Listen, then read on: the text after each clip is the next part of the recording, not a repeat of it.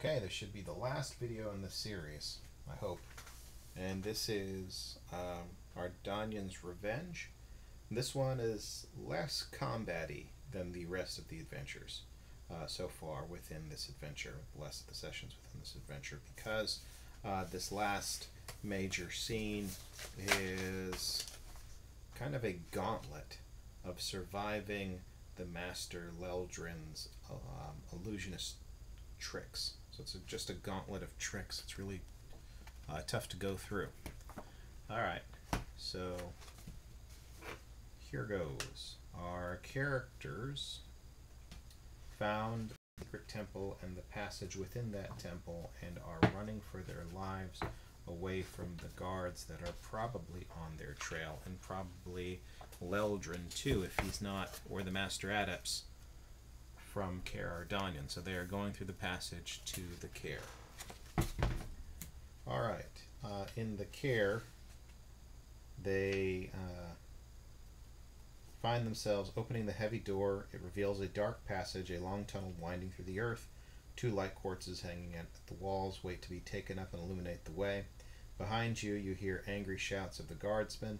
The reinforcements have arrived. Suddenly, the tunnel in front of you appears to be the only way out of this situation. Again, they're being railroaded through this cavern with their friend T2. Alright. They left the masters behind, still chained up, after getting the story from them.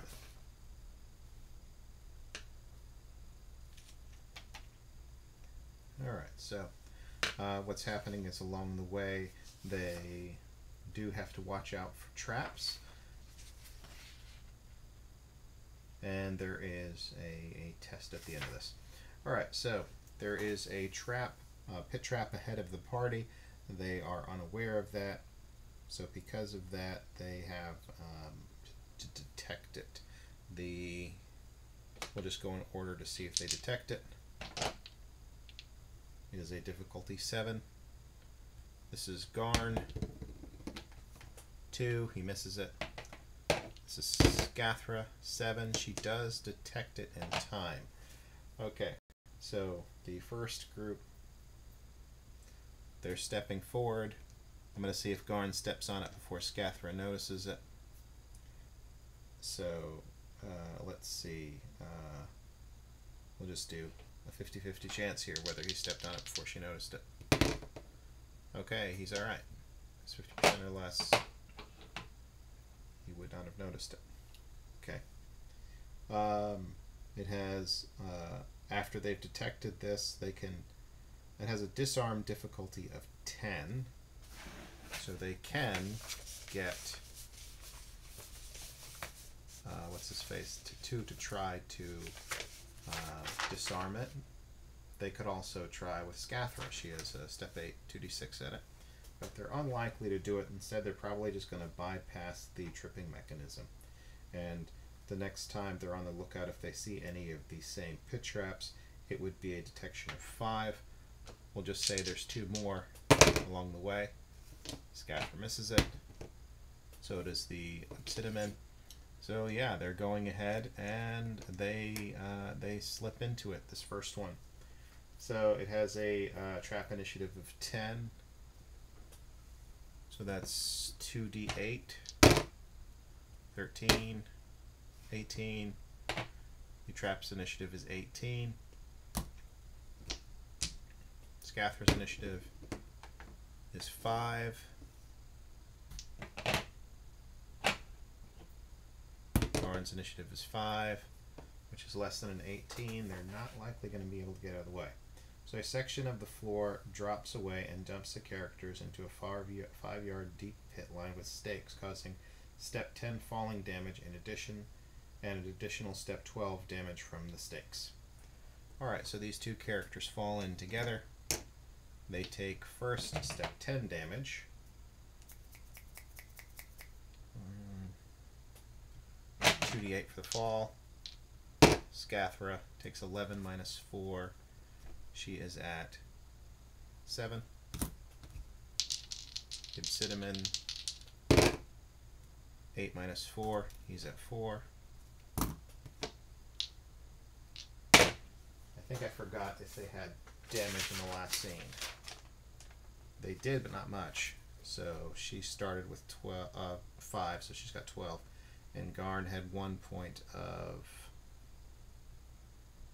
a strain, so he's got 5 too. Okay.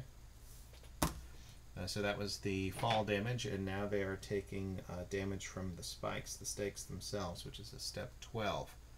So this is 2d10.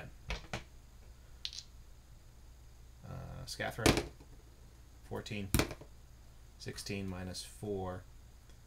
16 minus 4 is 12, so she's at 24, and she takes a wound.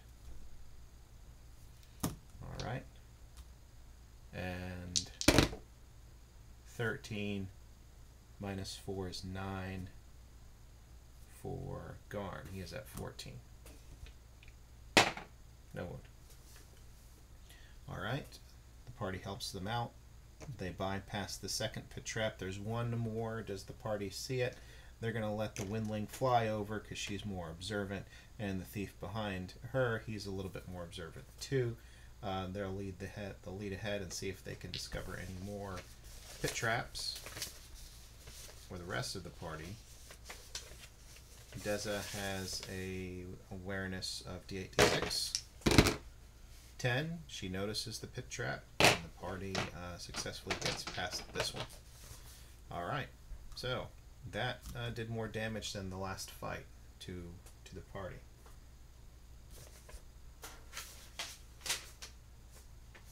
Let's see. T2 has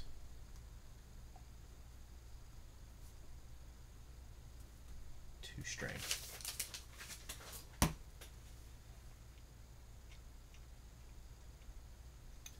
Okay, so they walk through to the end of the tunnel, and they abruptly come to a wall, and they can make awareness rolls.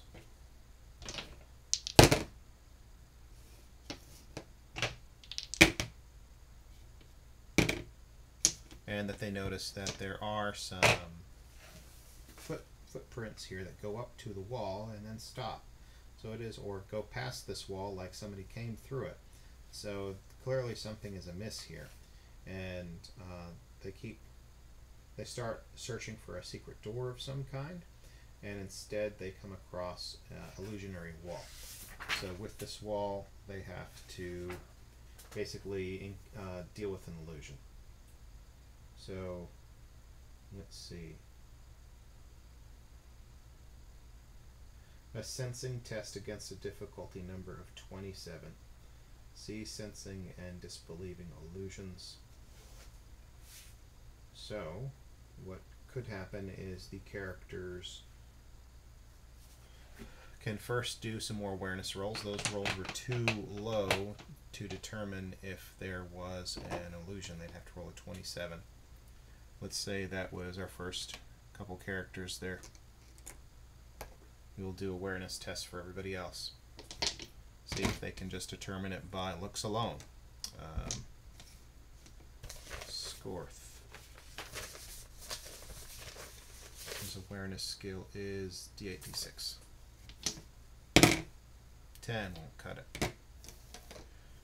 And the Obsidian is a D12. To re-roll it, it's cocked. 9. Won't get a 27. And lastly, to 2, I think he has an awareness of 8 as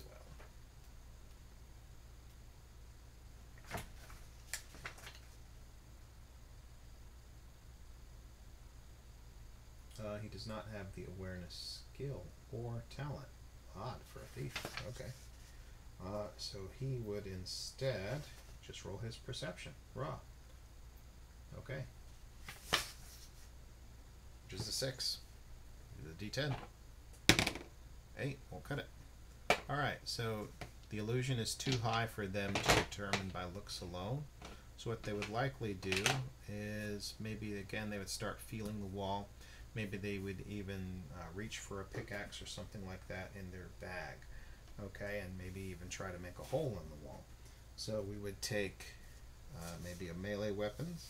And again, normally if you were hitting a wall, trying to break through it, you don't have to roll to hit, you're just rolling damage, but it doesn't explode and you don't roll to hit, so there's no bonus for success. But this is a little different.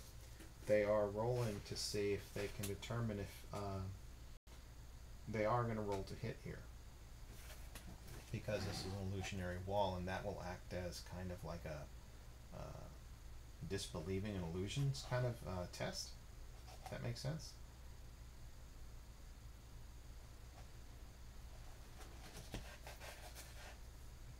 So let's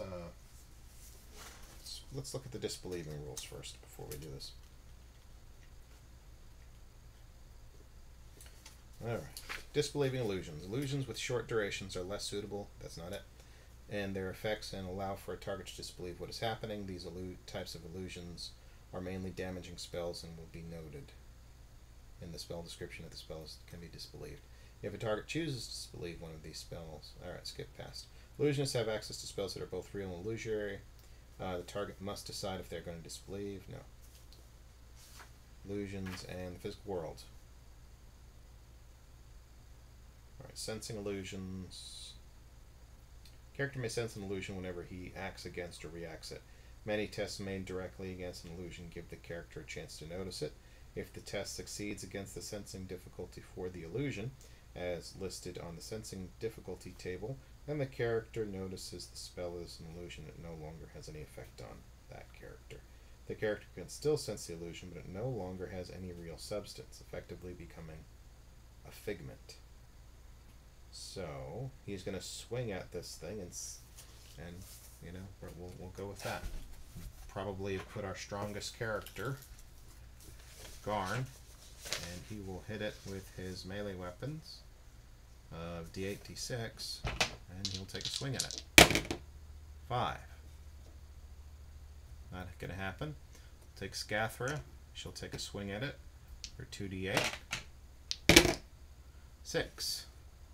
Alright. They keep swinging at it and they're not making any real headway into this wall. I mean, it chips and cracks and looks like a real stone wall in a cavern. That's slowly but surely making cracks, but it's not going anywhere. Okay, so we will take our next character.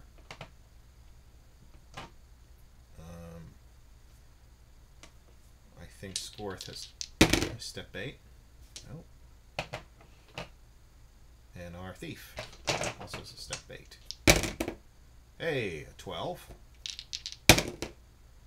18, 19.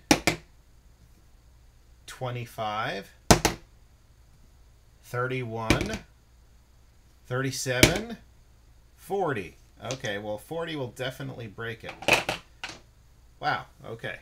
So that happened. 40 on a step 8. So that clearly for him, he can pass on through and it's no illusion, and he can talk the rest of the group through. They now would be at a cumulative +5, I think, step to see it. So they could all roll, and this would take a prolonged amount of time. Again, this is a weak part of the adventure. They throw you in a tunnel and say, here's an illusion with a 27, like whatever it is it a 20? Yeah, a difficulty number 27 to see through it. Yeah, good luck. So, of course, one of the characters rolled a 40, but that's beside the point. I mean, is that likely going to happen, or is this mostly going to be a literal and figurative dead end for the adventure here, if they can't figure out a way through this illusion? So I would be, as a GM, I would be charitable here. I would give them some alternative, some way of seeing through this illusion, maybe make the difficulty less, or weaken the illusion, or give them some alternative, because otherwise they're going to be sitting here rolling all night, trying to see if they can roll the 27. Alright, so there, I said my piece there. Okay, they get through.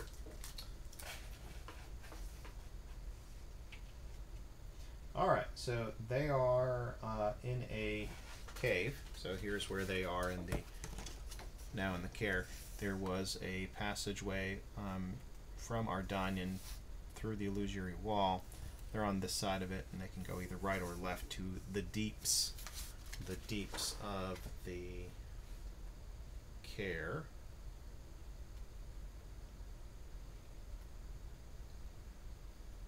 Let me find that section on the map.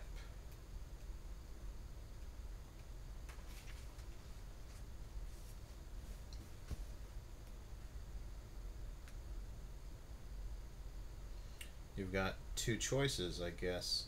This could either be the deeps found in Kaer or the deeps found in Okoros. I'll try to see if the adventure tells you where, but there's some deeps there, and there's some deeps here and there within the Kaer. So let me see if if the adventure says which section they come out by.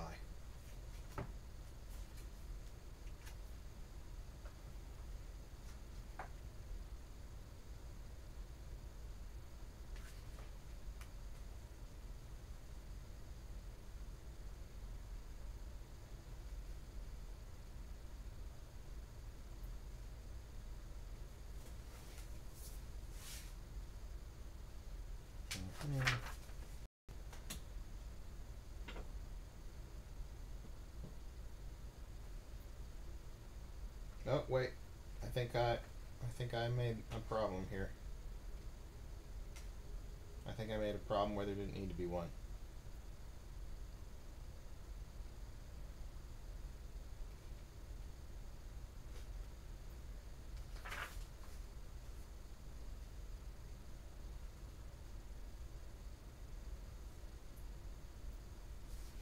Yeah, my fault. I have to apologize to the, what is this? Who did this back in the day? Spitting Cobra or Mongoose or Red Brick or whoever it is. Red Brick, yeah.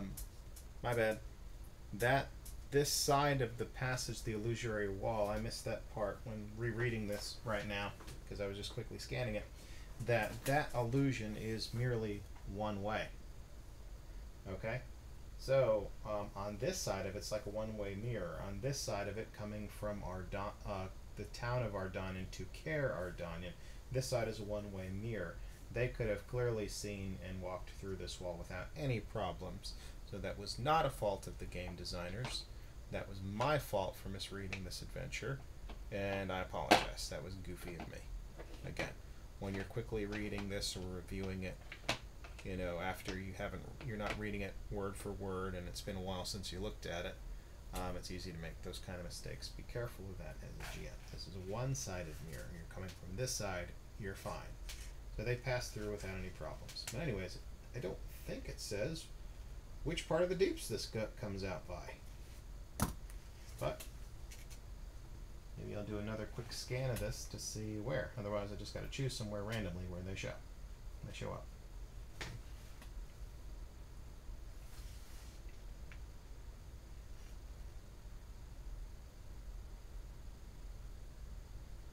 I don't think it does unless I've missed it. I don't think I have missed this. I just don't think it tells you which section of the deeps you come out at. So the characters have a choice. They can either go right or left. Let's say if they go right, they wind up in Okoros. Let's say if they go left, they wind up in Kaer. I think that makes sense based on where this is coming from, because I think what's happening is it's coming under from Kaer Ardanyan. It's likely under the hall here or something like that, and part of it goes to the deeps here left, and part of it goes right to Okoros over there. So they've got a 50-50 chance of winding up in either one. I think likely that the party can choose to go right or left, I guess. I'm going to say 50% or left, 50% or less, they go right. So they're going to go left at first. So they go left, they see that this is Kaer, and they want in Kaer if they want to. If they want to go backtrack the other way, they can go to Okoros. I think they might not take the time to backtrack. They might just identify what they know, and then they'll go from there. So they would probably just go to Kaer then. That's fine. So they've wound up in Kaer. Now this one, it does fork, so again, which way did they go, right or left? And there are two sections for the deep in Kaer. I think one's northwest, one's southeast, if I recall, on the map. So left, northwest, right, southeast. Northwest is 50% or less. Sure, they go left. They end up in the northwest section of Kaer. So you might be thinking, why does this matter? You could just pick. Well, yeah, I could. But I am interested in a little bit of, like, you know, the randomness that, you know, players experience at the table. And I think also that they're under pressure, feeling of what's going to happen next. They're not sure what's going to happen, and they're in a hurry. So again, northwest or southeast, they wound up here. So they're coming out from the deeps there, and they're probably making a beeline maybe to a place that they know. So to start initially, I think the characters are smart enough where they realize that their masters are in trouble and they have to inform the council. So if they can, they're going to go straight from the deeps to the gold square to the council hall and try to talk to somebody. All right, that is likely the route that they would take. However, Leldrin intervenes. Once the characters start wandering around in the Kaer, people are likely to notice them sooner or later. Since Ardanyan consists of 3 communities, the outside characters might only raise little attention, most likely due to accents and dressing styles unknown to the Kaer dwellers if they are outsiders, but our characters are insiders. They're from the Kaer. So depending on how the characters act, the Kaer dwellers may ask them questions. Characters that grew up in the Kaer attract some attention, as the Kaer Council officially held them in prison. So people are coming up to the characters and say, hey, weren't you put in jail? What are you doing out? What's happened? I didn't hear any announcements. And they're probably bugging the PCs and trying to find out what's going on. By the time the characters enter the Kaer, Leldrin has already been warned of their presence and is waiting for them, in order to deal with them in his own way. Illusionists are known for their subtlety, so he doesn't go for a direct confrontation. Leldrin doesn't plan to blow his cover unless it is unavoidable. Instead, he uses his powers to turn the Kaer's population against the characters. So again, if you're running this adventure, you might want to take the time to convert this character to this 10th circle illusionist to 4th edition. I think it's going to take you too long.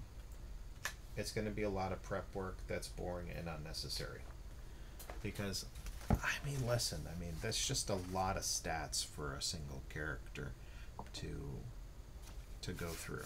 Okay, that's just a lot of stuff to convert from 3rd edition to 4th edition, and it's not going to convert directly over, because there have been some changes in the rules here and there. What talents go to what level? Is that knack still a knack? Is that still available? What do you do for durability? That's a minor one. How did the quester powers change? Because this guy is a quester for Regok. I think that's just too much to change and to convert, especially on the fly. So I think what you need to know instead are where to find the spells that he is going to use in this encounter, because he is not ever going to be a direct threat to the player characters. He's not going to come at them directly. He's going to come at them indirectly through magic. So because of that, you don't have to take the time to convert it to 4th edition if you're running it. Just leave him as he is, but find out where the page numbers for the spells are. And that I can tell you. Okay? So I will go over those with you in a sec.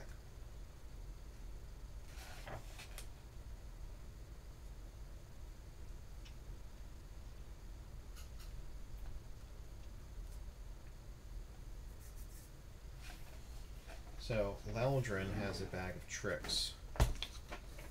Okay? He is going to... Let me zoom in so you can see this better. I did some annotations in my book, and I'm going to write them down for you here. So if you are going to run Kaer, Ardanyan's Revenge, at least you have these spells to refer to. Alright, he is going to use one of the crowd. Nobody here.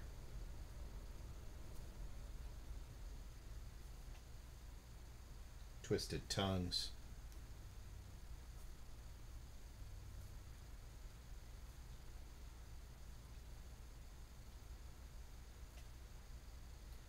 Rebel limb.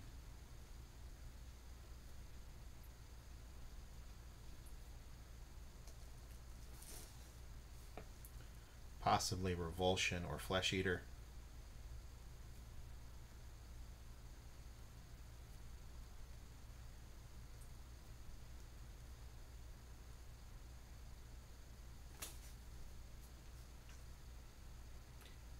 Leaping lizards.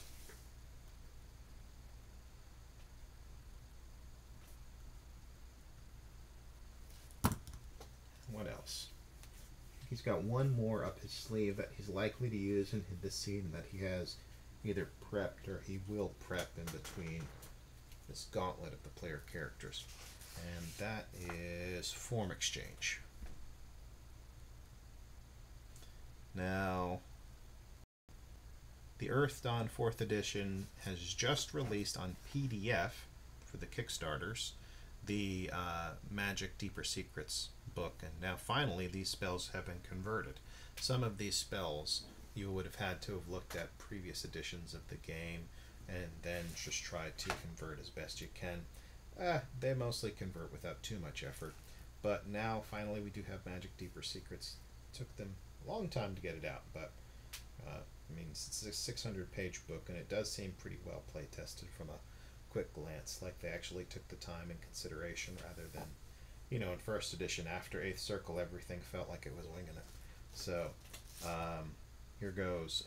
One of the crowd is in the Magic Deeper Secrets. That's on page 72. Nobody here is on page 303 of the Player's Guide. Twisted Tongues is on page 314 of the Player's Guide for 4th edition. Rebel Limb is on page 316 of the Player's Guide for the 4th edition. Revulsion is on page 72 of Magic Deeper Secrets. Flesh Eater is on page 61 of Magic Deeper Secrets. Leaping Lizards is on page 69, I think, of Magic Deeper Secrets. I'm looking at my annotations in the book. So these are important to know because we're going to refer to all of these in this next scene. Not most of them, if not all of them. And Form Exchange is on page 315 of the Player's Guide for 4th edition. Alright, so all of those can be pretty handy if you're running Leldrin, because the rest you don't really need to convert. You need to know the guy has a spellcasting of 19 and he's going to run the player characters are about to run the gauntlet of these spells as he turns the Kaer against them to try to, I guess, put the genie back in the bag, or to put the cat back in the bag, really is a better analogy here, because the cat's out of the bag now that he's trying to kill the player characters and shut them up so they can't tell the story. Okay, so first things first, Leldrin hears the rumors. Rumors pass quickly in a Kaer, especially if the rumors like, hey, those people that were imprisoned are now out, and they're saying something about needing to talk to the council. So they are making their way. And of course, how many times or opportunities you want the party to be able to be stopped is up to the game master, and how much, basically a lot of times it's how much time do your players and you have available to you. So there's that too. So sometimes you might want to adjust and remove some things. Okay. So all the characters have to do is get to the council hall. Try to emphasize the fact if they try to take Leldrin head on, they probably will lose, because again, he is a 10th circle warrior. So all they have to do is get through his gauntlet as best as they can, get to the council hall some way or another, and talk to maybe Jorn Hardhelm, the town council, anybody there, maybe some of their masters if they were here. Like I know, for instance, earlier in the session, their masters all were captured and taken to the town of Ardanyan. I'm aware of that. However, I did mess up with one thing, and that was I forgot to mention that Ganjun, the Nethermancer who brought them in on this whole adventure to Ardanyan itself by leaving Kaer, she remained. So there is one master who's here. They could go to her. They could go to Jorn Hardhelm in the council hall. Those are the likely people that they would go to. Unless the characters also remember that they could go to Harg, the orc at the hardware store in Okoros, the tools and hardware store where they went to that underground way. The characters might think that, especially as they face what they're about to face. Alright, so the first thing that happens is Leldrin makes use of one of the crowd spell, and he stays close to the characters. He just looks like a random orc or a dwarf. Probably a dwarf, because they're in Kaer. So he looks like some random dwarf. Maybe they've seen, maybe they've never seen before in Kaer in the Kaer.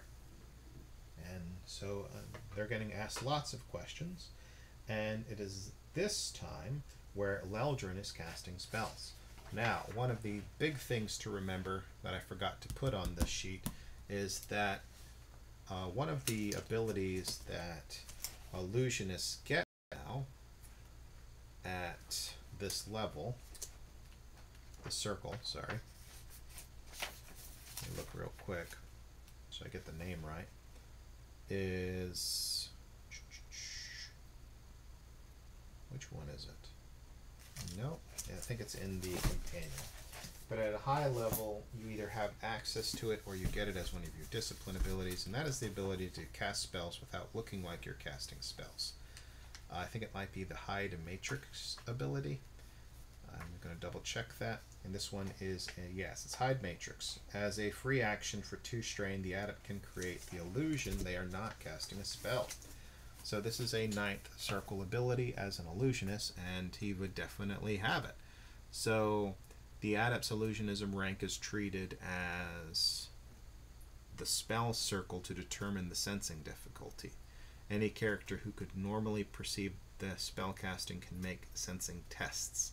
So this would only matter if, like, say somebody's using astral sight, like if Skorth as an Nethermancer uses astral sight, or if the illusionist Deza, not illusionist, sorry, the Windling Deza as a Windling uses her astral sight, then they could use their astral sight with the sensing difficulty here to determine that somebody's using magic, even though he's hiding it. And the difficulty, the sensing difficulty, would be the spell circle. So it would be easier to see than like a normal thing. So they're unlikely to put on astral sight, though, unless they think something's wrong or something's afoot, and they go for that. So he does have the talent, what did I say, that Hide Matrix or whatever it was. Okay. Alright, so he has casted one of the crowd. He's blended in, and the next trick he is going to do is he's going to cast. Let's see. Twisted tongues on each of the player characters to prevent them from understanding them. Twisted tongues is on page 314 because people are stopping to question them as they walk. Where are you going? Well, you're supposed to be in prison. Where are you? All this. And so the PCs are answering them. They're saying, hey, our masters were imprisoned in Ardanyan, which is now a town, apparently. And Master Leldrin and all the other supposed heroes of the Kaer and all the missing elves who are supposedly dead from disease, well, they're actually in this town of Ardanyan, and they're making us mine here and stealing all our money. So, the scourge is over and we could be out there, but they've imprisoned us here. So, that's what's going on. And so because of that, they're saying all that, and Leldrin wants to shut them up as quickly as he can, so he's going to use Twisted Tongues, which is on page 314 of the Player's Guide. Alright, so it's one thread, range is 10 yards, so he's close. This spell jumbles speech. The magician mutters nonsense syllables, then makes a spellcasting test against the highest mystic defense among the target group. +1 for each additional target. If successful, the target's words are rendered nonsensical. For example, someone saying kill them all might translate to sling kovo bot boot buttery. No one understands anything said by the affected targets. Any speak language tests made by affected targets are considered sensing tests. See Illusions, page 266. The magician may affect up to spellcasting rank targets. So, he's rolling against the highest mystic defense of these characters. The highest mystic defense here. Let's look. Scathra's got an 8. Scorth's got a 9. Cinnamon's got a 7. The Windling's got a 10. Okay. So Windling's got a 10, and there are 4 additional characters, so the target is a 14. Okay. First things the guy's got to do, Leldrin, is to do the thread weaving, but chances are this is one of his enhanced matrix more than likely, so he doesn't have to. He's just going to do his roll of 19, which is a d20 plus 2d6.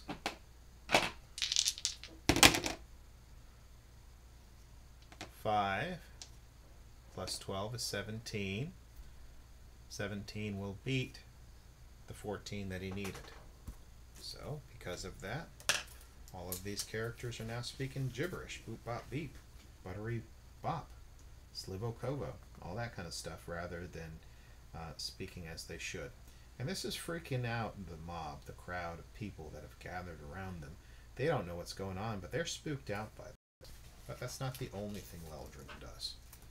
Alright, so what your characters might do is they will start speaking language. I think they speak language at their perception, though I could be wrong.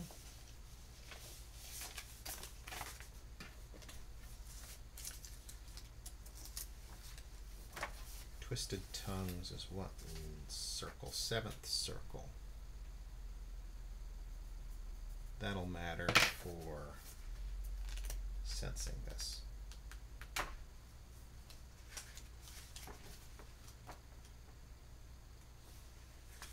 Alright, so this is a 7th circle spell. The sensing difficulty is a 22. Okay, let's see the speak language talent or skill or whatever it is. Let's look at speak language and see what their characters are rolling for that. Speak language as a talent is 167. The skill is page 200. Pretty sure it's a skill. It's just the base that everybody has.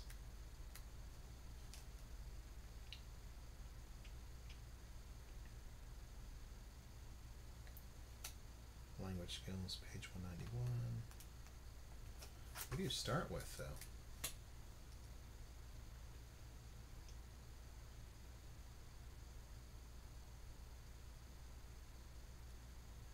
I think it's just one, which is kind of crazy.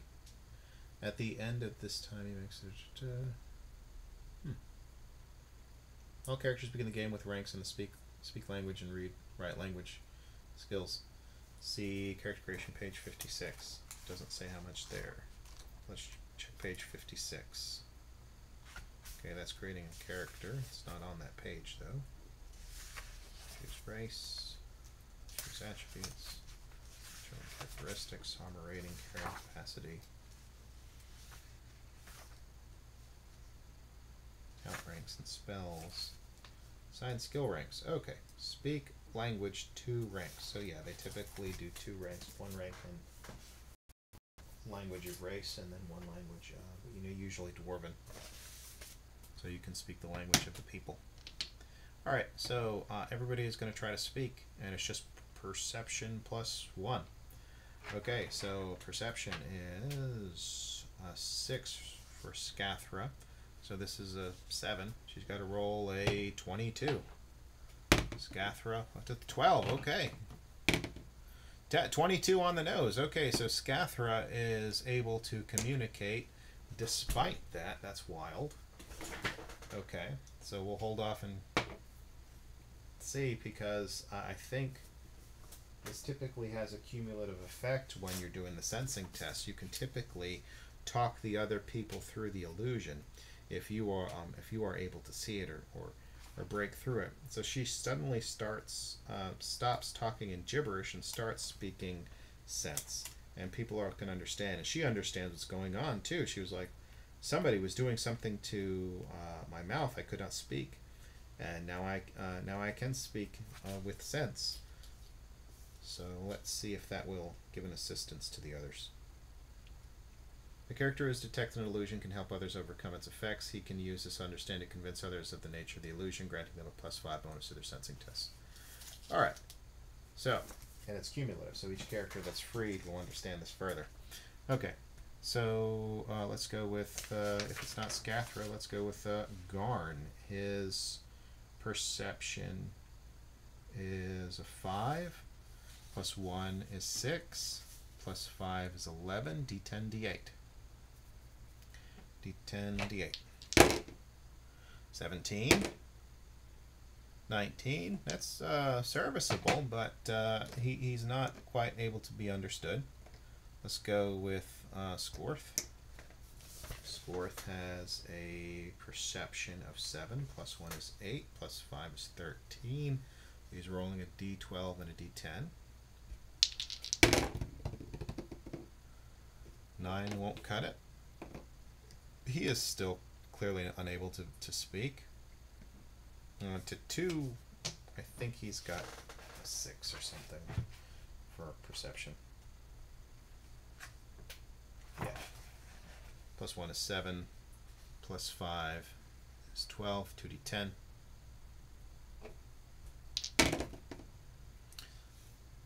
15, great roll, but it's not going to beat the 22. And lastly, the Windling Deza.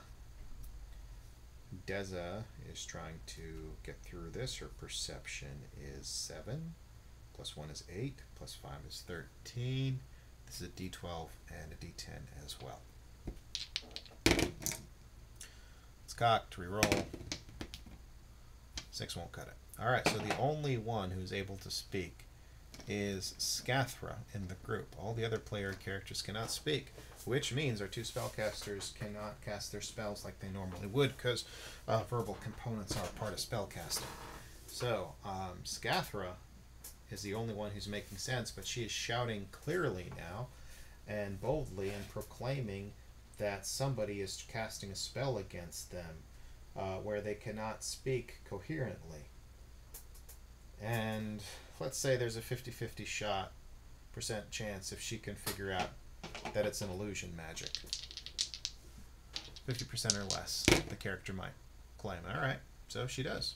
So she is saying she thinks that an illusion is being cast, Can she put the pieces together and think that Leldrin is likely involved? 50% or less, the player probably would discover it. No, she's not putting the pieces together, but she does sense that there's illusion magic afoot. Okay, that's fine. So they have to wait several minutes, the length of the Twisted Tongue spell, while they are going through town. However, since it wasn't 100% effective, Leldrin will step in and do something else, at least, to Scathra. There is a crowd here. Scathra is shouting all of that, talking about how, there's a town called Ardanyan, and there's a bunch, and the scourge is over, and that they can leave, and that Master Leldrin here, who must be using the illusion, she probably, the penny drops, and she says he must be trying to stop us from leaving the Kaer. Okay, so this lasts rank minutes. So the spellcasting rank is 19 minutes. So the better part of 20 minutes, they're going to be walking through the Kaer, unable to speak. They can make more attempts of other things that might disturb the sensing test, but right now nothing's happening except they're stuck. They're not able to speak, except for Scathra. So they are continuing to move through, talking to others as they walk. The rest of the group has stopped speaking, and Scathra is continuing to speak. The problem is Leldrin is not going to do this, not going to allow it. Somebody goes to talk to Scathra up close and saying, "What are you talking about? The scourge is over." Just a friendly local dwarf who wants more information. "I thought you were in prison." So this is exactly when Leldrin casts Rebel Limb. Page 316 of the player's guide. To try to make her attack this guy randomly. So I will give you a heads up. When I ran this for players, some of them got pretty upset at this section because they felt kind of powerless. They felt like they really could do nothing, and that it was a matter of they were just going through this gauntlet of bullcrap that they just had to suffer through, and there weren't a lot of choices or options here. So that is kind of a bummer of the adventure. So that I will warn you, I don't know how to really fix that or work around that one. But anyways, Rebel Limb, he's got to beat the target's Mystic Defense with a 19 spellcasting. That should be pretty easy. So he's going to do that to Scathra, because she is the real threat here. Her Mystic Defense is an 8. So he's got a spellcasting of 19. It's going to be hard for him to fail here. But he does, somehow. 7. Okay. So, the first time he casts Rebel Limb, she feels something pulling at her arm, pulling at her soul or spirit, and she shrugs it off. And again, she's proclaiming loudly now that someone is casting a spell at her. And someone in the crowd here, she looks around and she can't see. So it's not likely the other characters would just stand around jacking around, not doing anything. So it's likely at that, with all this talk of spells and stuff, that Scorth and Deza will start using their astral sight to see if they can see who's casting a spell, because they don't see anybody doing it. So Deza has a step 8. She will also use a karma die, and she'll see if she can spot an astral sight. 8 plus 6 is 14, right? Yep.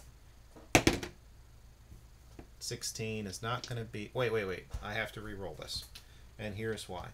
Because Scathra talked them through this and saw, they all receive a +5 to this roll. So it's not a step 8, it's a 13 and a karma die. So D12, D10, and a D6 for the karma. All right, an 18. Great roll. Not going to beat the 22 see-through check. All right, now it's Scorth's go to try to see who is casting. He is going to do the same roll because of the same reasons. 13, another good roll. They can't make heads or tail who is casting. So, for now, they've both taken a point of strain, though, for doing Astral Sight. Okay. However, Eldrin is going to try it again. And maybe we'll see if they can make another Astral Sight roll. So he's going to do Rebel Limb again. So again, this is step 19, d20 plus 2d6 against the Mystic defense of 8. Okay. 6, 11, 13 plus 13 is 26. So a 26 versus her 8. Yeah. So he has taken control of her limb. So this spell takes control of a limb. The magician shakes one of his own limbs loosely at the target, then makes a spell casting test against the target's mystic defense. If successful, he takes over one of the target's limbs, controlling its movement as long as the target is within range. The limb acts with any applicable physical talents or skills possessed by the owner. An arm can attack, a leg can kick, and so on. Each round, the target may regain control by making a successful willpower test against the effect step. If this limb is attacking him, the target gains +3 willpower test bonus. Alright, so additional success levels make this last additional rounds. So, okay, so what did it roll? 26 versus an 8. So 13, 18, 23. These are 3 additional successes. So this is +6 rounds, and it's 6 plus 19. So for 25 rounds, her limb is going to be controlled unless she can shake this off with a will roll. All right, and it's against the effects step. Effect step. What is the effect step?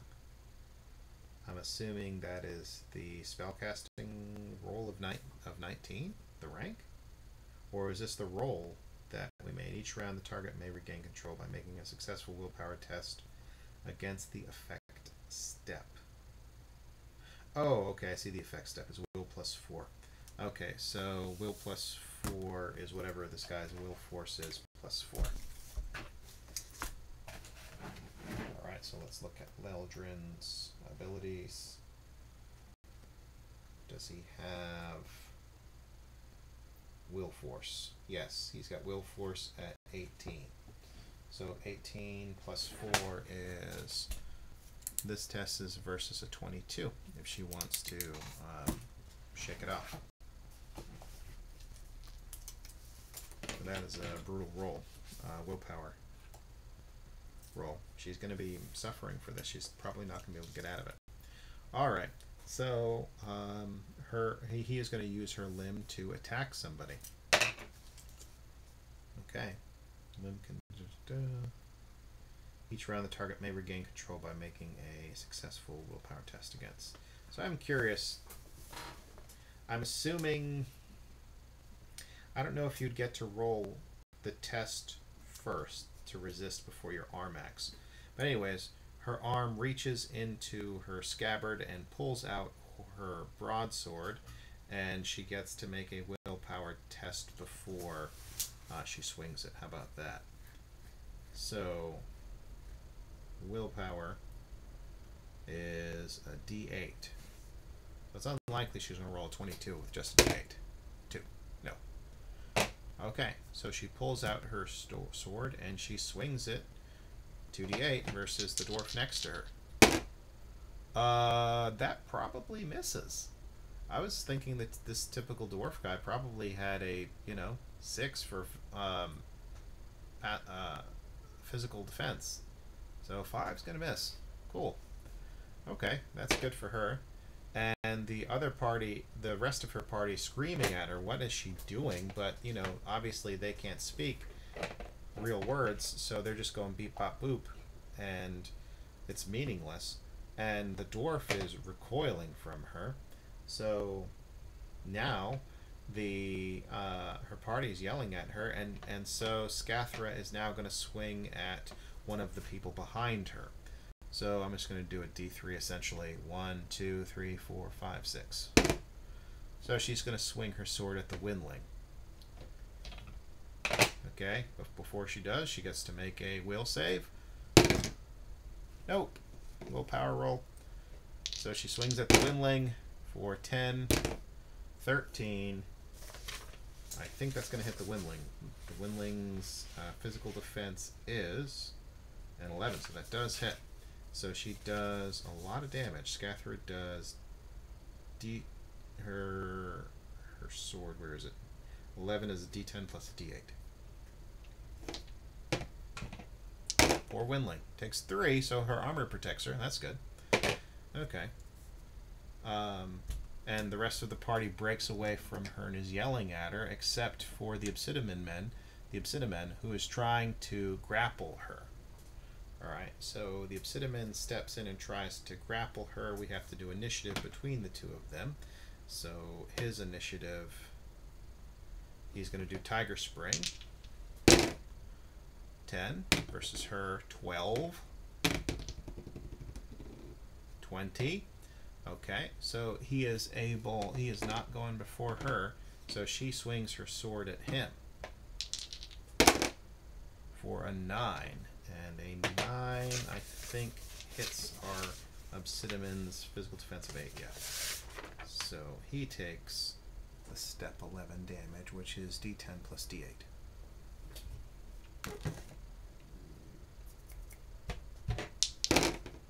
5. Only 1 point gets through the armor. So he is at 15 damage. She should be rolling 1 less. She's wounded. I'll try to remember that next time. Okay.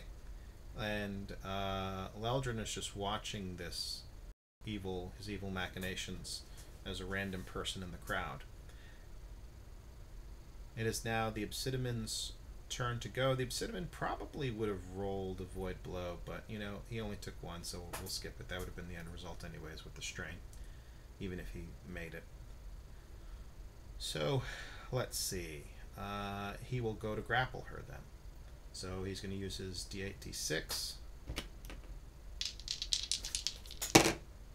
7 plus 5 is 12. That will beat her physical defense of 10. However, that will not be the extra success you need to grapple. So he would have needed a... Her physical defense is 10. He would have needed a 15. Alright. So, again, he can't do that. So instead, she's going to swing at him. She gets to do her willpower check again. 1 is not going to do it. So she swings at him. Actually, we're supposed to do initiative again. So, D12 versus... he will just do his D10. 4. He's going after her. She swings. A 9 will hit him. He is going to do his avoid blow. 2d6, and he's got to beat a 10. 8 won't do it. He takes a point of strain for the avoid blow, and now he's going to take the damage. D10 plus D8. 4 won't get through the armor. He's alright. Okay, so he goes to try to grapple her again, but while this is happening, the other characters surround her and try to entrap her. This gives him a harried bonus. Well, actually, that makes her harried because 4 more characters are surrounding her, and they're just trying to hold her arm and to, you know, keep her from moving. So this makes her action modifiers -2, and it gives our character it also gives her a -2 penalty for her defenses. So her defense is no longer physical defense of 10, it's now 8. So that might be a little easier for our Obsidian to accomplish. D8, D6. 11. And of course he would have needed a 13 now, so that still won't cut it. Okay. This will continue. Initiative again. Scathra is going to go first, probably, with 15 versus his 6. Okay. Her rebel limb, does she get to roll past it? 1, nope. And so she's going to attack our Obsidian with a 7. Oh wait, this is reduced because she is harried and the step. But it missed anyways, but it's supposed to be -3. So it should be like a step way less. The Obsidian now is going to strike her again. Not strike her, but go for the grapple. 7 plus 4 is 11, which is still not a 13. He needs to grapple her.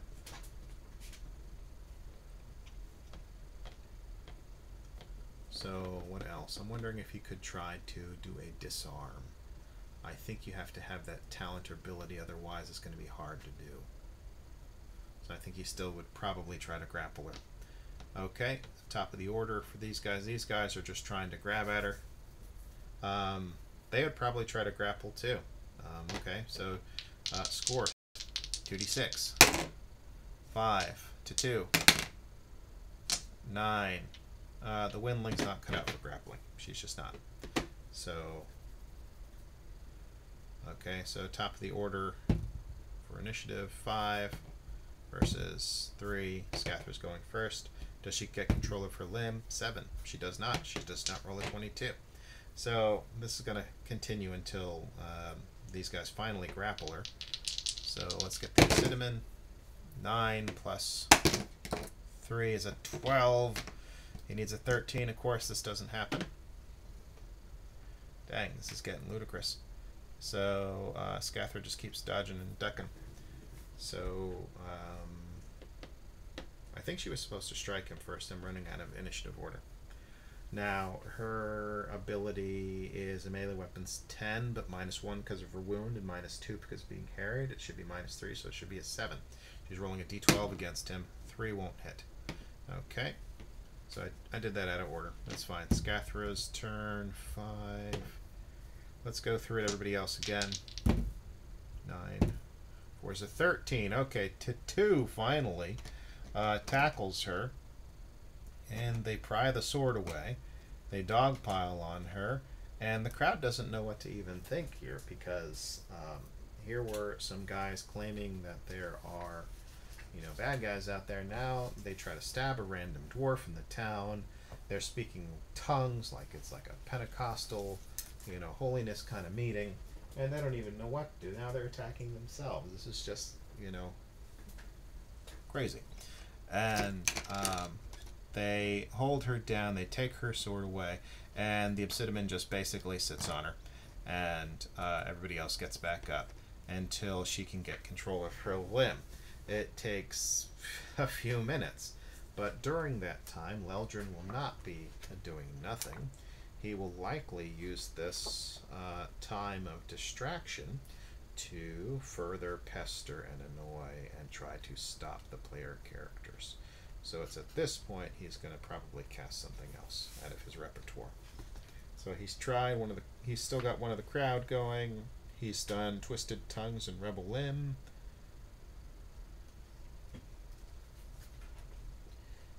What he's likely to do next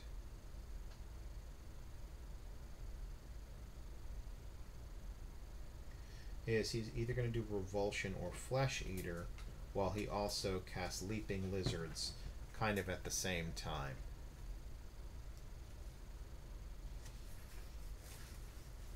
During all this madness, I'll give all of the characters another chance to, because they're speaking, to break the sensing roll. Okay, so let's see. They're all basically rolling a 13, except for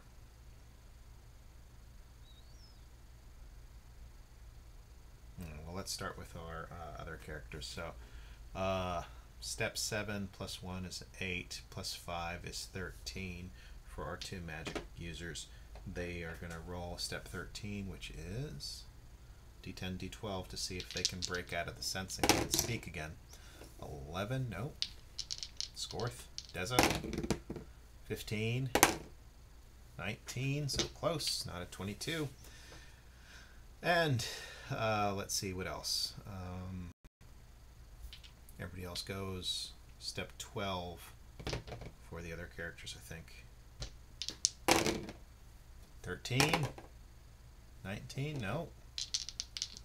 And that was to 2, and this is Garn. No. Okay. So they're still not able to break out of the tongue's illusionary curse that's on them. And they're waiting out Scathra's cursed arm there with a twisted limb. And that's when Leldrin casts something else. He's got either Flesh Eater or Revulsion. So let me pop this open on my computer.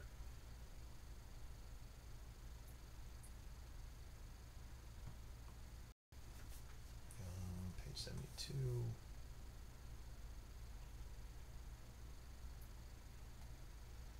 Alright, Revulsion. The target's appearance changes into a grotesque parody of itself, filling those who see him with disgust. The spellcaster touches the target and makes a spellcasting test against their mystic defense. Alright, that requires touch. He might not do that one. That would get him too close.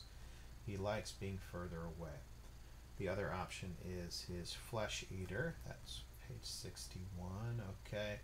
This spell makes the target's flesh look as if it was rotting and falling off. The spellcaster shakes their head, scratches the target, and makes a spellcasting test again. You might not want to do this up close. So he's going to hold off because that might be a little too dangerous. Instead, he's probably going to cast Leaping Lizards. It's on page 69 of this book. Alright, this spell creates a mob of medium illusory creatures. The spellcaster scatters small objects in the area, such as pebbles, kneels down to touch one, and makes a spellcasting test. If successful, 8 illusory creatures are created. These can be real or imaginary, despite the name. Any medium creature can be created. The creatures are controlled by the spellcaster and require the concentration to direct their actions. They must stay within range of the creatures or the spell ends. Any action tests made to interact with the creatures are sensing tests. The creatures use the statistics below. They're the same for all creatures. Doesn't matter what they look like. If a creature suffers a wound or is destroyed. Area effects can cause additional wounds for each full multiple of the wound threshold. Okay. The creatures are considered a single target for abilities with a variable difficulty based on the number of targets, like Battle Bellow. Alright, so they give stats for him in this book. Okay. How many threads is this one? 4 threads. So, I imagine while all this fight was going on, Leldrin was preparing the threads for this, and now he's going to let loose the Leaping Lizards. He's going to make his spell casting roll. Casting is a 6. He kind of can't fail this unless he rolls all ones, which would be hard to do on a d20 and 2d6. 6, 7, 8, 9. Well, casting was a 6, so he barely makes it, but wow, okay. No additional rolls, I guess that's good. So it lasts rank minutes, so it's, yeah, these creatures will last for 19 minutes, for a better part of 20 minutes. Alright, they are now these horrors, this horrible scattering of people's worst nightmares. Everything that they worried about is attacking the Kaer Dweller heroes and the members of the Kaer. Her arm has stopped twitching finally, and she is speaking out, probably saying, if my tongue was illusion and my arm was illusion magic, this is also probably more illusion. So she's probably trying to disbelieve this. So she strikes at one of the monsters flying around them, trying to see if it's fake or real or not. They've got an initiative of 10. The monsters go on 16.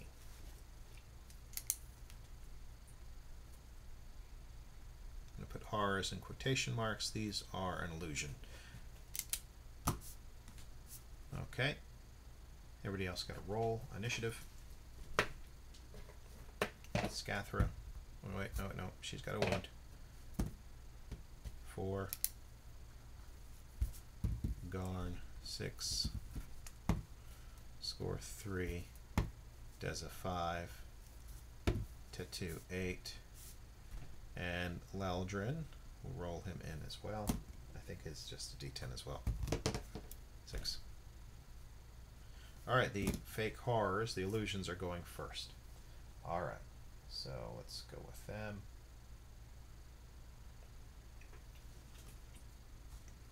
They are flying all around the player characters. The horrors are going to attack them. Their ability as illusory monsters. Let's see, the leaping lizards. Huh, they're stronger than the ones in... Oh, no, maybe not. Pretty similar, though different than the ones in 3rd edition, apparently. Alright, their attack is a 19. So, d20 plus 2d6, right? Okay.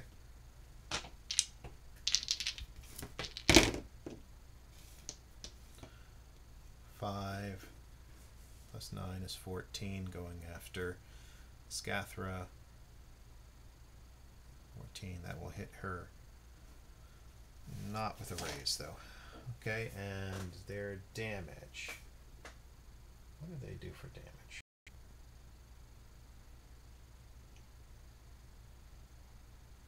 Oh, 19 as well. Dang. That's a lot of damage.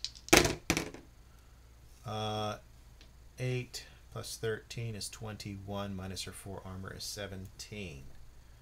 She's going to try to avoid blow, because otherwise she's going to die, or at least get knocked out.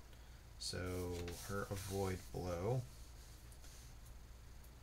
is 2d6. She's going to use Karma. And she's got to beat, I think I said, what was that, a 14? That's not going to cut it. So she's still hit for that damage, which is, again, 16, 21, minus 4, armor 17. Whew. All right. 31, 41. Her death rating is 42. So she is on death's door. She's taken a 2nd wound. She's knocked out. And she was the only one who could talk. So that is... I might have to step this down and maybe use the illusory monsters from the adventure, which are a little weaker, because their attack is a 6 and their damage is a 15. The leaping lizards in the main book here, I mean in the magic Deeper Secrets book, their attack is a 19 and their damage is also a 19.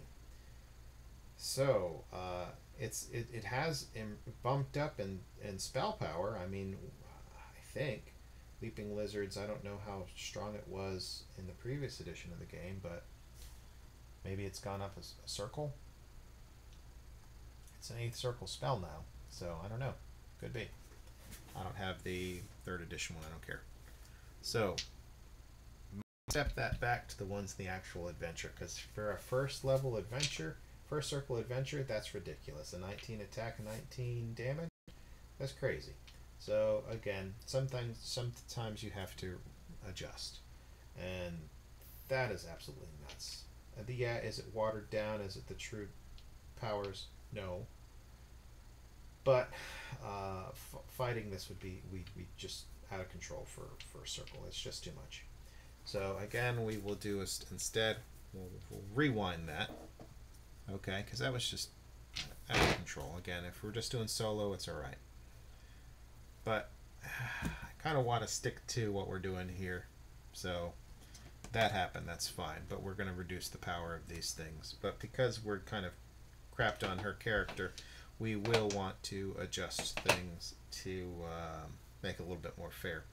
So we will give her a sensing test as her last act as she's getting hit. See if she can do this.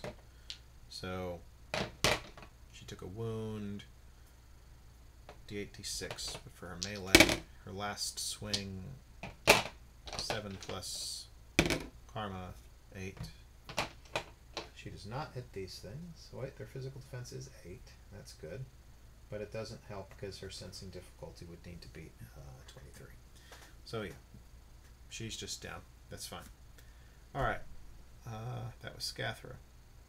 That was the first horror. Everybody else was being attacked by horrors. Their attack is a step 6, which is a lot better. Alright, they miss Scorth. They miss the Windling. They miss the Cinnamon. And they missed 2. I think they missed 2. His might be a little higher than that. Yeah, he's fine. His physical defense is a 9. Alright, so what they're doing next, that was the horrors. Okay.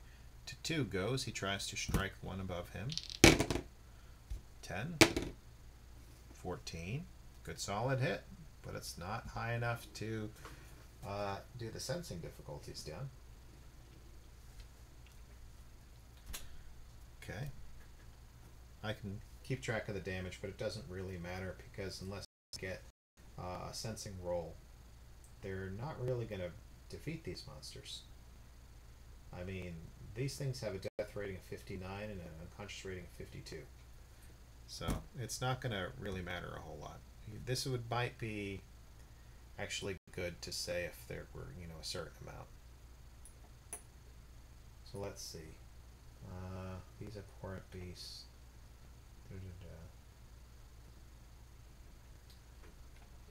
Trying to think what they would do.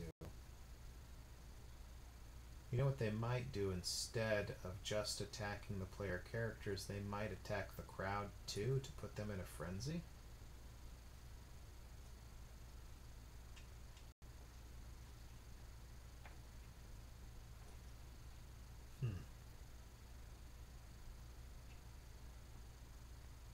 Yeah. So here's the thing. I was attacking every character, and I probably don't need to do that. Probably just need to maybe have them deal with like 3 or something, and then use, I don't know, a couple other elsewhere. I wish I could say how many he summons, because that might change it. The spell creates a mob of medium illusory creatures. That's a mob. What does that mean, though? We treat him as one creature? Yeah, I think that's the case. You treat him as one creature. That's fine. That's a bit more doable then. Made me wonder if that's why they have that attack so high. I'd still drop it to what they have in the adventure, though. It's just a 19 and 19 damage. That's too much for first circle group. That's just too much.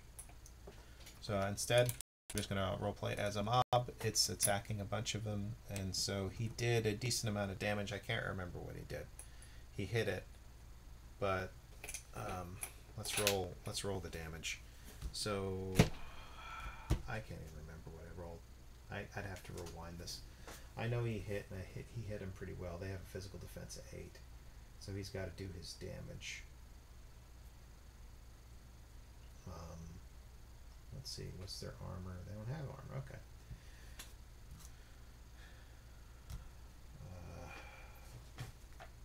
To 2's damage.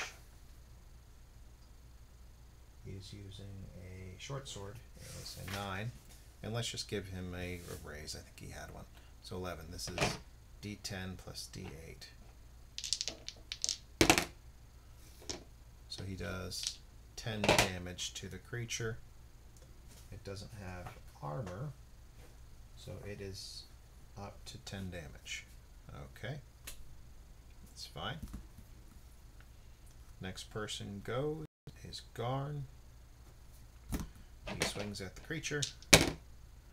8 will hit on the nose. he does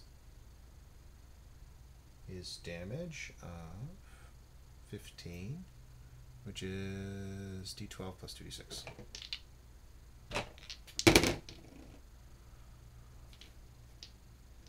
14 points.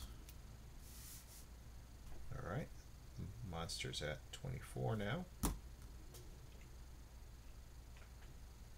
Alright. Scathra is knocked out. Don't have to worry about her. Leldrin was supposed to go. I think the Leaping Lizard spell requires him to concentrate. I'm going to give Scorth and Deza a chance to spot him. Scorth, 8, though this is actually Deza, I think. That's her roll. So they spot somebody who's nearby concentrating, a dwarf. That's not running away in terror, but kind of lurking in the shadows. Okay. She points, because they can't speak coherently, she points at this figure. And her and Scorth will then fire off their spirit darts and earth darts at this guy. Alright, so Leldrin is concentrating. Scorth and Deza are going to fire off their spirit darts at him. And earth darts at him, and hopefully that will hit the guy. His mystic defense is a 21. Wow. His mystic's armor is an 8. So, it's going to be tough to hit. Deza, spellcasting is a 10, so this is 2d8 plus a d6 for her karma. 12, nowhere near what she needed. And Scorth will do the same. Okay, 12 plus 6 is 18. 22. All right. Nice. Okay, so it's will plus 3. So 6 plus... That's a d6, d8, I think. Yeah. 9. 17. 17 plus 1 is 18 damage versus his physical, magic, no, mystic armor of 8. So it's 9, right? Okay. 9 to Leldrin. Okay, so the thing is, though, he's been struck while concentrating, and that matters because that might stop this Leaping Lizard spell in a way that the other spell that they're sensing hasn't been able to. Concentration's on page 253.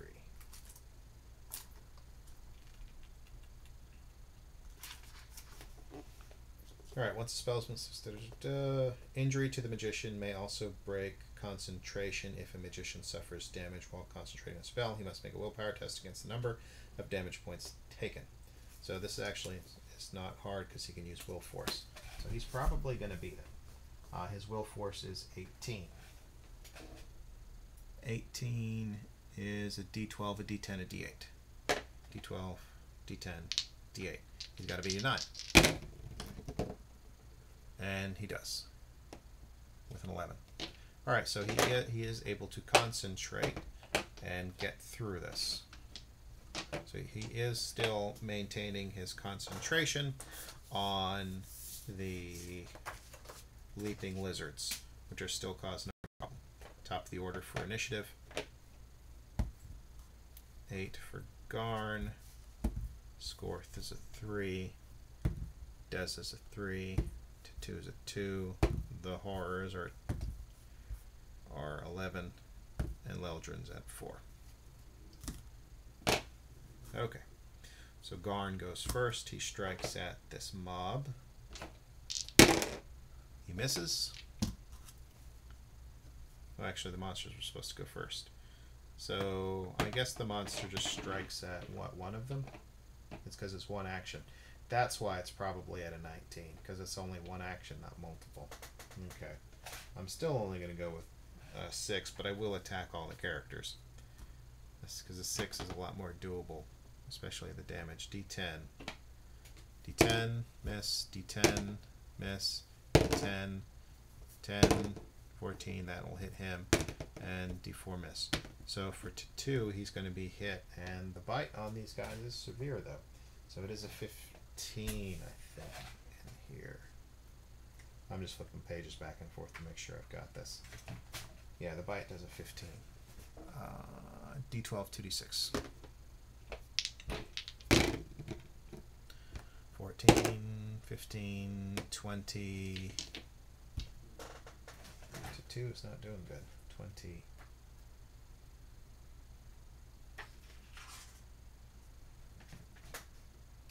Physical armor 4, he takes 16. He's at 18, he takes a wound.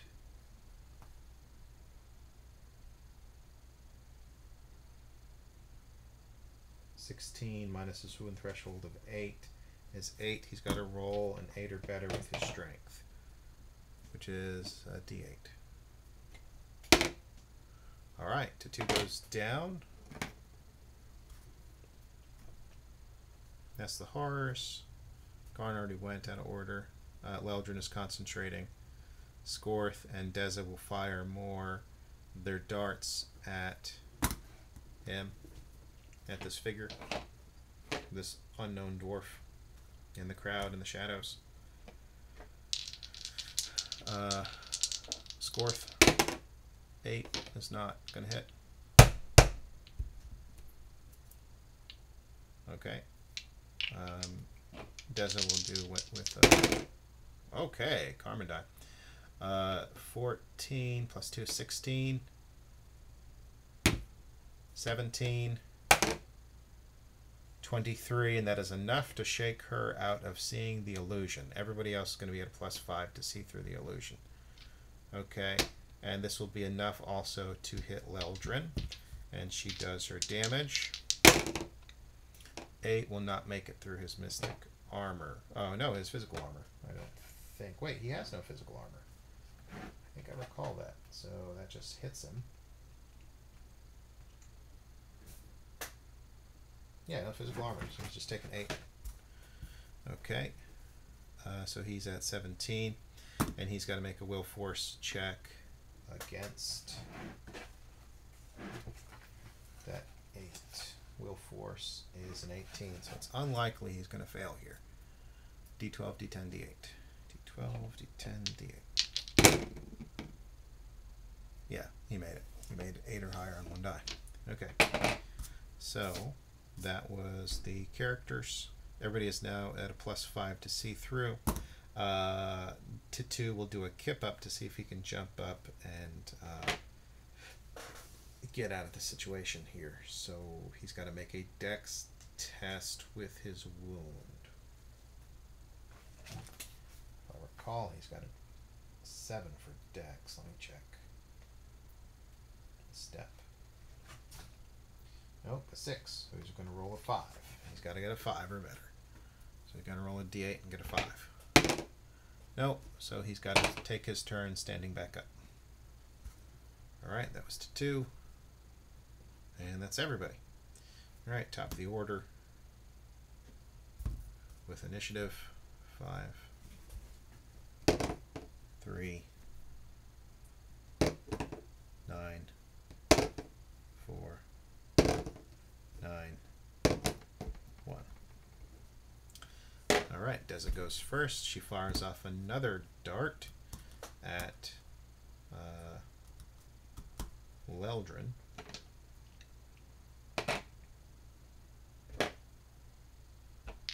Using another one of her karma. She's running out. That's not going to hit him. Okay. Scorth will do likewise.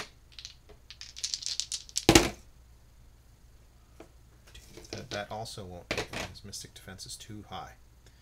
Okay. They both acted, but he was supposed to act later. My bad. The horrors go. They attack everybody on sight. But again, it's a low one. Scorth. They hit. They miss Deza. They miss the Obsidian. They missed 2. They hit Scorth though, and they're going to do 15. So D12 plus 2d6. Holy crap. 12, 22, 29, 35, 39 points of damage. His armor takes 4 of it. So he is at 34. Nope. Yeah, 35. Okay. He only had 1 point of damage, so now he's at 36, which is 3 past his death rating. So Scorth also goes down. Again, this is step 15 damage against a first circle party. Kind of high, guys. This is kind of a strong adversary against a main group. I know it was the dice. So I saw that 6 roll, reroll, and reroll, and reroll. That can happen even with just a step, 4, just a d6 by itself. But this could be frustrating for a group, because what are they supposed to do here? At this time, I would probably say the city guards step in and start attacking the monsters, and I would give everybody a sensing roll with their highest ability, probably on their melee weapon skill, because they're attacking the monsters. And I imagine the dwarf guy was going to sneak away, the fake dwarf, which is actually Eldrin. So it's at this point I would make everybody do a spell casting or melee weapons roll. It's going to be a step 15 for all the remaining characters, and see if they can shake this thing. D12 plus 2d6 for the obsidian. He doesn't. And to 2, his is actually a 13, d12 plus d10, d12 plus d10. 12 was also not going to beat a 22. They still think the horrors are real and they're fighting for their lives. The city guards step in and start fighting the horrors. These guys pull their guys aside. Scathra is able to wake up after a minute with a recovery roll. Scorth, they throw the last chance salve on him that they were able to procure from the group, from the adventurers pack that they found. So let me look up the rules for the last chance salve. See if they can spare him. Alright, this is a 330. So on page 330, last chance. Oh wait, that's the spell. Or talent. Last chance, where is it?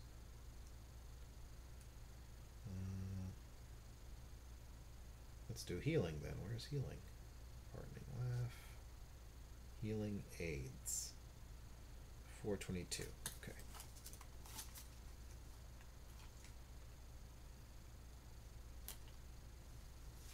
Alright, healing aids. Let's look for last chance salve. A last chance salve can be applied to a character who has been dead for a number of hours, no greater than the higher of his toughness or willpower steps after it is smeared over the character's body, a process usually taking 5 minutes. The salve glows a gentle blue over the next 10 minutes as it works to its magic. The character may take all of his remaining recovery tests. If he has no recovery tests available, the last chance salve grants him a bonus recovery test. If the character's current damage total is below his death rating, then he returns to life, otherwise he remains dead. Multiple last chance salves may be applied to a character, but only one salve can be effective during any 1 hour period. Okay, so he gets to make both of his recovery tests. He can't roll super low. He's Scorth's recovery is a step 5. Oh, it sucks to have low health, low toughness. Alright, so he's got to roll with these two. He's got to roll what, 3? Because he's at I think it's at 36 or something. Yeah, he's got to roll like a 4 or better. Okay, awesome. He rolls 13, so instead of being at 36, he's now at 23, and he has survived. The characters are setting aside. The city guard is dealing with them. They try to get away. Leldrin is also getting away, and they're probably at this point. You know what? I think the city guard would either do one of two things: either the game master has to allow the characters to get away to this council hall, Or the city guard will take, after dealing with the monsters and figuring out that they're illusions finally, that they'll take the heroes into custody and bring them to the council hall to be either to be imprisoned or questioned or whatever. And it's at this point where there's a massive mob, and they'll have to confront Leldrin. So this is a bit unsatisfactory for an ending because the party did not roll well and they were dying. So Leldrin likely would probably do his tongues thing again and probably would do the same thing in front of the town council, except that he has to be there in person as himself. So while he is there in person as himself, the characters are brought there, and there's a showdown, a social showdown, a confrontation. So I will read what the characters hear. Let me zoom in so you can see this.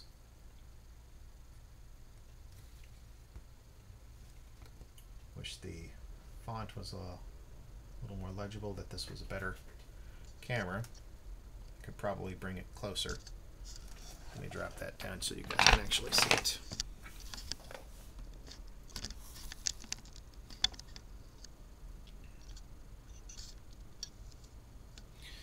Alright, some serious events have occurred in the past hour. Some of our trusted adepts seem to have fallen under the influence of a horror threatening the peaceful life we live here. It has taken a while, but we have captured them. Alright, so here we are. Our characters have been captured. Jorn reveals the captured characters, and the assembled council gasps. Don't worry, folks, they are harmless. However, their presence raises an interesting question. How did the horror influence them? Freedom Gate is under lock and guard, and security has been higher than ever before in the past few days. It is hard to believe that the demon opened the gate unnoticed. The answer to this mind-boggling question is easy. There's a secret entrance to our Kaer, an entrance which has, much to my own surprise, been there for decades, hidden by an illusion. Someone has kept it a secret. In the same way, some people hid stolen treasures in the past. Now I have assembled the council to answer the question of who created the entrance and the secret tunnel leading from it to the outside. Why has this been kept a secret? The wards around the tunnel are deactivated. The Kaer has been unsafe for a long time. Why didn't the horror come after us? Where are the evil things that were supposed to come down and tear our Kaer apart? It seems to me that the scourge has ended a long time ago. The council starts mumbling and discussing Jorn's statement. He continues. So, what likely is to have occurred, or what the GM needs to do, is that Jorn gets to the PCs before Leldrin does, and the PCs inform Jorn what's going on. And they stage this thing. My friends, there is only one man in this room who might know an answer to this question, Master Leldrin. You. And by the way, Jorn puts the PCs under, he gags the magicians and he binds the hands of everybody else. But it's probably that the handcuffs are not actually locked. They just have to wear them to look locked. I think there's a note in the adventure about that. Jorn looks puzzled for a moment and starts to scratch his head. Ahem. Please excuse me for a moment. Jorn then leaves the room. While the rest of the council starts discussing the matter, if the characters observe Leldrin, they see that he also looks confused. Shamsin and some other council members approach him, taking his hand and asking if he is all right. Suddenly, Leldrin starts screaming, "Traitor! Get him! Get him! Back in here!" Alright, so now it's the whole scene is in chaos. They're in front of the council hall. There is a mob, and nobody knows because Jorn was about to reveal something or question Leldrin, and now Leldrin is screaming traitor as Jorn is running off. So of course what has happened is Leldrin has cast a form exchange. He has traded places, the old switcheroo, with Jorn, and now he looks like Jorn. So let's see. The player characters can make a willpower test of 14 to see if they disbelieve the illusion. That sounds rather low, like artificially low for the sake of the adventure, because the disbelieving rules are actually pretty hard. It's really hard for a high level illusionist casting high circle spells to see through their illusions. Alright, so because of that, let's see if the players see through this. Alright, so we've got all our characters. They're going to do their willpower and see if they can see through this. Will of 6 for Scorth, D10. Nope. Scathra, D8. Nope. Garn, D8. Nope. Deza, D10. No. And T2 probably has a 5, but we'll check.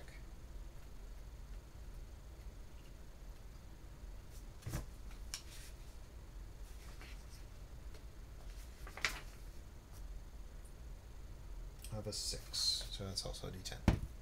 10 plus 7, okay. T2 sees through it, so he can see through it, and that would give everybody else a chance to see through it at a higher result if they keep tracking him down. But T2 is on the trail and won't lose him, and now they are tracking him down. However, there are greater masters here. They kind of know what's going on. They are either likely to catch Leldrin, or Leldrin will get away, and that's mostly probably up to the GM. This is where I'd probably call the adventure and wrap up, and leave it to the higher level characters in the area to deal with Leldrin, because again, you saw what he did to the player characters, and that was only some of his powers. That wasn't his powers as a quester for Gok. That wasn't all of his strongest illusion powers. We actually had to step back the Leaping Lizards, because if we use the one as it's now written for 4th edition, the party would die. Okay, a 19 attack with 19 damage against first circle characters, there's no way they would live. Honestly, even when we went and used the 3rd edition one, where it had an attack of 6 steps and a damage of 15, was brutally high. So again, this adventure does need some adjustments for those of you running it, because otherwise you can have a TPK real easy with the strength of Leldrin when you use a Circle 10 character against a group of first circle characters. So there's that to keep in mind. Fudge it here and there for the sake of the story and have fun with it. Okay, so let's do XP. They didn't really overcome the monsters here. They more or less lost, so you can't really give them much for that. Let's give them 25 points, legend points, for getting through the traps initially, right? And finding the, let's see, the traps, the pit traps, right? They got through that. I'm going to give them 75 points from surviving the combats against the 10th circle illusionist. They didn't win, but they survived it. I'm going to give them something. Let's give them 50 points for role play and other associated stuff like that the players might have done, and give them at least the full 75 for completing the adventure, discovering the story behind this, that there is an evil Ragok cult, and the Order of Ragok, the Cross of Ardanyan it's called, who have betrayed the Kaer Ardanyan and made everybody slaves unwittingly, who have been doing these guys service. So 150, 200, 225 additional legend points for saving the day for and now it is up to, would have been up to the GM to what to do. They could either track down these characters and try to put a stop to them. There can either be a war in the town of Ardanyan against these guys, but chances are what's actually happened is Leldrin has gotten away and has informed the other adepts and the Cross of Ardanyan, and they have, at least for now, left the scene, split the scene, and escaped. Alright, so at the end of this adventure, our characters have gotten a total of 1,100 legend points, which is pretty good. So they've got stuff that they can do to build up. Overall, if I had to rate this adventure, I'd give it a solid 7 out of 10. A great story. It's well written for 3rd edition. I want to give it some more points than that. I mean, good artwork, no problems with the system or the adventure idea. It is railroady, And it does have some serious pitfalls in challenge level because you've got, my goodness, again, like I'm going to hype it up again, say it again, emphasize this 10th circle character against circles. It's tough. You got to pull your punches and or just go what's best for the story. Your characters might not like this ending, though, because this ending is a gauntlet of going through stuff that they really have no control over. I think the ending could be a little bit better. I don't know how to do a better ending because you have this ultra powerful illusionist. There might be a better solution by not having the illusionist and having something else. I'm not sure what, but maybe something a little bit more appropriate in challenge, because this illusionist is tough to deal with. That 10th circle. That leaping lizards is brutal. So, other than that, yeah, solid 7 out of 10 at least, if not an 8. It's a good one. Just watch out for it being linear in the challenge. Alright, I hope you enjoyed that. It wasn't too boring. Alright, thanks.